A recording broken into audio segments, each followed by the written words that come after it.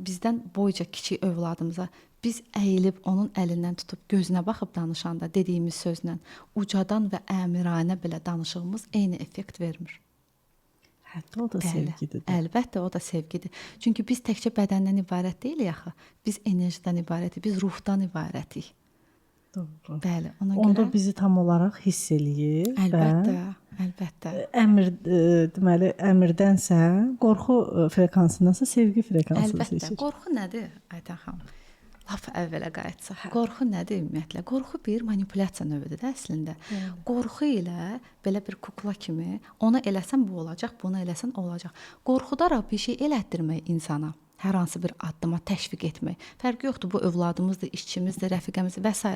Bu bir manipulyasiyadır. Və bu hardasa ilə insanın sərhədini keçməkdir. Əlbəttə ki. Çünki biz ona artıq seçim haqqı vermədik.